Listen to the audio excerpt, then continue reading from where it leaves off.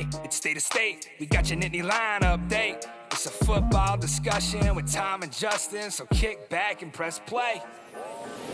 Hi, everyone, and welcome to State of State, a Penn State football show presented by FanDuel. Make every moment more. I'm Tom Hannafin. He's Justin King. Again, a big thank you to Penn State legend Deon Butler hopping on for our recap episode of Penn State versus Oregon this past Saturday night, late at night with Jay King live on our YouTube channel. So if you haven't done so already, like, comment, subscribe, rate us, turn on notifications. We sincerely appreciate it. And if you want future and past episodes of State of State, ad-free, commercial-free, follow the link in the description of this podcast. Just 99 cents a month, and you get all of our shows ad-free, no commercials. It's fantastic. Again, thank you to Three. Thank you to you, Jay King, holding down the fort while I was in Canada, and I finally got to watch Penn State versus Oregon this past Monday night. So it's not fun to watch a game that you know is a heartbreaker, that you know is a loss, and obviously it's unavoidable in today's age of social media. And I kind of want to pick up there is that obviously the reaction after a loss of this magnitude was the microscope being put on James Franklin even more intensely than it was before.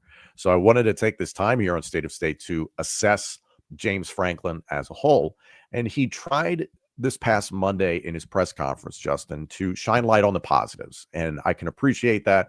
I, for one, tend to be a realist. I know I can be negative. I can be a pessimist and can be critical of this team, but I at least appreciated the attempt to be positive. But there are a lot of elements of what James Franklin said, and then obviously the performance against Oregon that I think need to be discussed.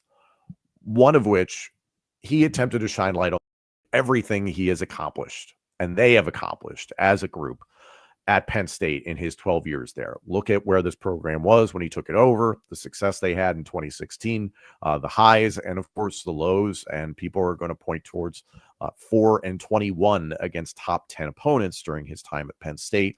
At the same time, 104 victories. I believe it's 41 or 42 losses, somewhere in that range. I can't remember the exact number, but looking holistically at everything that James Franklin and company have accomplished during that time. My question to you, as somebody who's been on this recruiting staff and knows what it means to build teams, and your work with LIG Sports Group, evaluating teams, evaluating rosters, I think the big question for Penn State fans is what is left for James Franklin to acquire in terms of resources or assets that will get Penn State over the hump? I don't know if it's necessarily a question of acquisition of any sort or more of a check-in, just rearranging underneath the hood.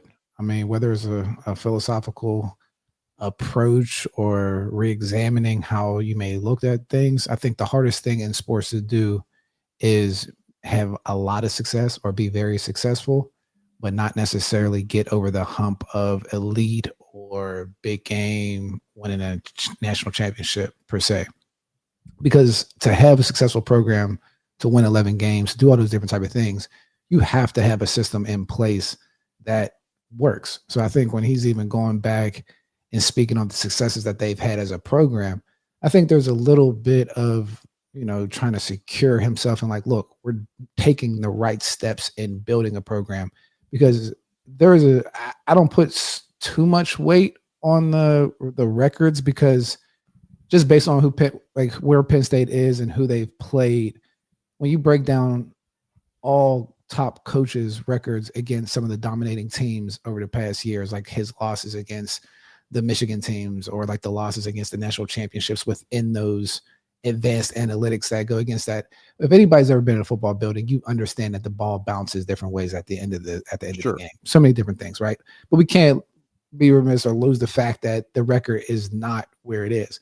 I think that's an overall standing of just a holistic view on maybe how you're viewing, whether it's the support staff, whether it's how we're taking analytics, how we're approaching some level of the football within it. I don't think it has anything to do with him as I'm not going to say as a coach, because it's all falls under that, but I don't think we need to go back to the drawing board. I think there needs to be some hard changes that have proven to be successful to get to 11 wins that you may have to break to get over that hump.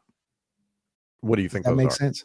Yeah, what do you think those are specifically? I mean, it could be. I mean, it can be different responsibilities from people on the staff. It could be a different perspective shift on how you're approaching things. I mean, I don't know exactly what it is to dive into it, but I think where they're at, you have too much success to just abandon and say like everything's broken or like, oh, we've never had success. Like it is extremely hard to win. It's extremely hard to Yes. win consistently in football. Split Big Ten, not split Big Ten. The ball bounces so many different ways. So to come out with a W so many times, but still not be fulfilled in winning the big game or getting over the quote unquote elite teams when you play against top 10 teams is something that you have to look in a vacuum and be extremely critical against yourself. And like, okay, where do we have to pivot from our standard operating procedures? Even though our standing operating procedures have gotten us 11 wins, this, that, and third, like you're Sure. typically taught to like trust the process, and when the ball bounces our way, it bounces our way. But then there comes to a point where we have to now radically reevaluate what exactly we're doing to get the 11 wins and seeing where that chink in the chain is to make that adjustment. That has to happen, right? And I think that's the hardest thing to do in sports because you're paid to win games, and when you're winning, you feel like you have to keep chopping that same tree, but maybe it's Sure. just like, hey, we have to shift over here and chop on this side to get it to eventually fall down. But I think that has to be the approach for this staff or for James Franklin moving forward. And it's tough to look in the mirror and be honest with yourself about any sort of changes, hard changes you have to make as a person, professionally, as a group. That's difficult to do. I can respect Franklin shining a light on the positives of how far this team has come, because this team was on death's door when he took over. The sanctions that he was inheriting, he really didn't even fully understand how bad it was when he took the job and had to build things. I don't think we can really overstate the importance of Saquon Barkley in the history of this program. I mean, program changing talent that spiked this team in 2016. It wasn't all Saquon. There were a lot of great pieces around him, but still, that changed almost everything for the trajectory of the program. But for years, Penn State fans, of course, looking from the outside in, you hear things about, okay, we need better facilities for the players to live in. We need improvements to the Lash building. We need improvements to Haluba Hall, practice facilities. You need the freaking training table brought in from across the street to within Lash building. All these little things. I mean, shoot, how many times did we talk about the State College Airport last year? Those sorts of things. And all these little changes, improvements to Penn State's overall infrastructure as a football program, athletics department, the alignment that James Franklin has talked about, from Dr. Bendapudi to Pat Kraft to Franklin himself. I just don't think this is a situation where Penn State is going to fire James Franklin at the end of this season if he does not win a national championship. I believe that Pat Kraft and Neely Bendapudi think he's the right person for the job, but it is a business of what have you done for me lately? And I think that's being forgotten a bit. State of State is a proud supporter of Blue White Outfitters. Blue White Outfitters was created as a retail shop meant to highlight the confidence, competitiveness, and fearlessness of the elite athletes found throughout the history of Penn State University. Check out their Lockdown U and Lawn Boys merchandise today. All sales from Blue White Outfitters directly benefit Penn State student athletes. Also, official State of State merchandise is available now. Support the show and grab State of State t-shirts, hoodies, hats, and more. Visit www.bluewhiteoutfitters.com today. And one thing that really just bothered me flat out from this past Monday's press conference with James Franklin is that he was talking about another team within the Big Ten last year lost 2 games in the Big Ten, and then went on to win the national championship. 1, just say Ohio State. 2, this is not Ohio State. I know Penn State fans in this program would like to think they are on the same tier as the Ohio States, the Alabamas, the Georgias, the Michigans of the world, that sort of thing. I'll put Oregon in that category, but they're even a team that still hasn't gotten over the hump, but still hasn't won it, and you could see how difficult it is being nose to nose with a team like that. But This is not Ohio State. This is not a program that has a track record of overcoming and winning most of their big games. This is a team that it's eerily similar to Georgia for many years. And we had David Pollock on this show. We talked about it's kind of like what they were dealing with Mark Richt for years, is that they were winning 9, 10, 11 games and they just couldn't get over the hump. They couldn't even win their conference. And then they broke through with Kirby Smart. So it is, yeah, that's great, James, that you guys have done all these things, and everybody's grateful for that. I know there's a different perception at Penn State because Joe Paterno was here for so long.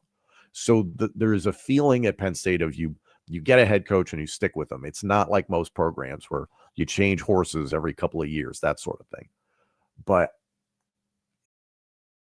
if the last thing on this list of what does Penn State need to get over the hump is more money to get better talent and to get better personnel, you're really not going to realize that money for what, maybe 2 more years, 3 more years? Sure. I mean, just from a budgeting standpoint, even like take the Adidas deal, for instance, $30 million annually over 10 years for all of Penn State athletics. So that's not just football, but all of these gifts you've gotten from West Shore Home, all these families who've contributed to renovating Beaver Stadium. It's money that's on the way, but you're hoping you can cash in with the 2027 class, 28, 29. So as much as I want to sit here and hope that Penn State could credibly contend for the national title this year, and according to our friends at FanDuel, they still have the 5th best odds to win the national championship this year. It's a situation where James Franklin's clock is ticking, and I think they're going to give him more time because I don't think Pat Kraft thinks he's a problem. But if in 3-4 years from now, you've accrued all this money and you're still not getting there, his buyout's going to be real friendly. It's not good right now. It's $48 million, and Penn State doesn't have that money to spend to fire a coach.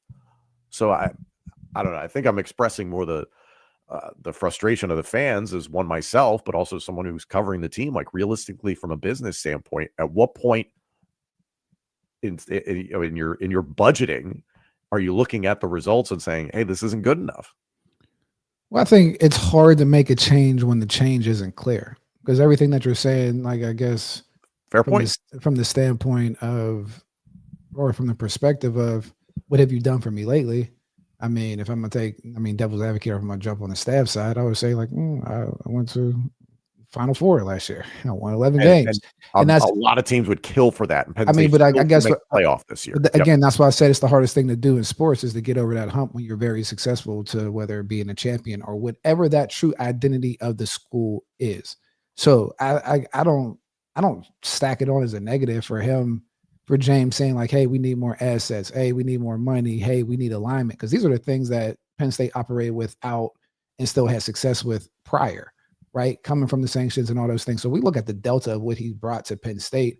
It's hard for me to just kind of throw that to the side, because Saquon covered up a lot of holes and gaps. And yes, now we're here to the point where they've had success over years. So I think that's the hard part in just saying, like, what have you done for me lately? That what have you done for me lately? If we're only basing that against top 10 teams, and we just use that comparative analysis against all top coaches, let's like say Kalen DeBoer. A couple years ago, when he went from Washington to Alabama, when he was at Washington, his record against top teams was beautiful. Now at Alabama, with more expectations, it's not that great, right? And they're losing against teams that they shouldn't have lost to. James has like, when we look at, and we're just now, I'm getting into my evaluation of coaches, my evaluation of coaches' bags. Most coaches don't necessarily go from a Vanderbilt from your first job to a Penn State coming out of sanctions and staying there for 11 years. So even when we talk about, well, what have you done for me lately, or we use the comparative analysis and using his past records, I think he's very unique in the standpoint of a head coach that's at a program like Penn State that is expecting to beat a Michigan, that's expecting to beat Ohio State, even though we've never really beat those teams too much before, 05 and like that 05 to 2012 run that we had before Joe Paterno was finishing at Penn State. So I think it goes back to the identity of what Penn State is and what Penn State is trying to be. So I say that to say, because like in this new day and age, I think coaching and culture will ultimately win. I think the money is going to be the prerequisite to get into the race and do everything, but like coaching and culture around the program is what's going to determine the winners in this new age. So that's why I think whether this football program, I don't think it's a craft or help or more assets or more support. It's like I said, looking in the mirror of like, yo, where are those critical advanced analytics pieces that we need to make an adjustment, whether it's on our perspective or whatever the case may be, where we have to challenge ourselves. This has gotten us 11 wins right here, but like that's not good enough. And this is something that I've been a part of when I got to Penn State, and the recruiting system and structure was producing players that they won a Big Ten championship in 2016. But me, from an objective point of view and outside looking in, I'm looking at like, hey, but these guys, even though we won with great coaching and great operational success and all this development, these guys aren't good enough if we want to compete against these teams moving forward, right? Because like at that time, I would say we had one player that in 2017 or 18 that was better, that was the best player on the field, and that was Saquon. The next 20-something players were all on Ohio State's team. I think that's a lot more balanced now. Yeah. But balanced now. But that operation from that being balanced, that's a feat in itself. So I think everybody, even in Penn State, just understanding the time frame from 2014 and 11 years at Penn State and what they're doing. This doesn't discredit having to get over that hump. I think the responsibility is James, Pat, president, everybody getting on the same page of like, yo, where is the problem? And not leaning on the fact that, well, this got us to the playoffs. Well, this got us to 11 wins. And that's going to be the beautiful, hard struggle between administration and coaching, that they're going to have to make some changes to figure out what is it that we need to do to get to a championship level team that we've never been at as a university. Yep. That's the part that I want to just make extremely clear. We've never won a national championship. I mean, in the modern era. So like when the expectation for us to beat certain teams, when I'm just looking at coaches across the board, it's just like, let's understand what we got going on and you make the adjustments as you go. But yes, things need to be fixed, but like when you have the full context, you should pump your brakes a little bit. The gap between other teams and the margin of how much talent they have versus how much talent Penn State has is shrinking by the day. And I think the Oregon game was evidence of that. As heartbreaking as that loss was, as bad as the offense was, that margin is shrinking. The fact that you hung with that team and you pushed it to overtime, that should be encouraging. I know it's heartbreaking. I know it sucks for all of us to hear right now. And I was as ticked off watching the game as anybody else.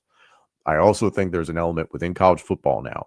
NIL and the transfer portal has leveled the field. Parity has never been greater in college football. This is closer to an NFL product than we realize. There are going to be weeks where, for instance, the Philadelphia Eagles are going to look like world beaters. The next week, it looks like they can't seem to figure things out. I feel like that is going to be kind of consistent in the future of college football, and that seems to be what Penn State has been so far this year. And you do have to sit back and look at the entire picture. To your point, everybody's upset about the Oregon loss. I am as well. The realistic thing is you have to beat one or both of Ohio State and Indiana. The expectation is Penn State should win all of their other games on their schedule, which is a tremendous expectation for any program. So even if you lose to Ohio State and say you beat Indiana and you finish 10-2, you should make the college football playoff. It's 9-3 where it's tricky. And then it just depends on the draw you get, as we saw last season. This is a Penn State team that is still light years beyond 90% of the programs in college football. And if you're in the college football playoff and say they make it back to the Final Four this coming year, we've said it, a lot of teams would kill for that. But there is now pressure on this team this season to figure things out, because if you don't beat Ohio State, the story is still going to be that you can't beat the big teams. And I don't think Penn State, more importantly, will have its confidence to go into the college football playoff and knock off the elite teams. If you beat Ohio State and you beat Indiana somehow and you finish 11-1, boy, you're going to have momentum going into the postseason. And I'll close on this. As I mentioned, James Franklin's buyout right now is $48 million. It drops by $8 million roughly every single year. Next year, it's 40. The year after that, it's 32. It's 24 by 2028. It's 16 by 2029 and 8 by 2030. Be realistic with yourselves and ask yourselves, this team, this program, this athletics department, with all its struggles with money and cash flow right now, At what point does that buyout number become reasonable and something they can stomach? Honestly, based on the budgeting of when the cash could be coming in, just from a business standpoint, you're looking at probably 2028, 2029 of when you actually think about it. So, food for thought. Thank you all for joining us here. Later on this week, it's Friday, we're going to drop our episode previewing Penn State versus UCLA. Right now, according to FanDuel, Penn State is favored by 25.5 in that game. So we will have a full preview of that and a recap this weekend right here on State of State, a Penn State football show presented by FanDuel. Thank you all so much for joining us. This episode and our entire library of shows is available now on YouTube, Apple Podcasts, Spotify, and wherever else you get your podcasts. Please like, comment, subscribe, rate us, and turn on notifications. Follow us on social media at State of State Pod. Comment on our YouTube channel. And if you haven't done so already, you can become a member of our YouTube channel. For just 99 cents a month, you can get all upcoming episodes of State of State, plus our entire members-only playlist, ad-free, commercial-free. Hit the join button on our homepage or follow the link in the description of this podcast. State of State is presented by FanDuel.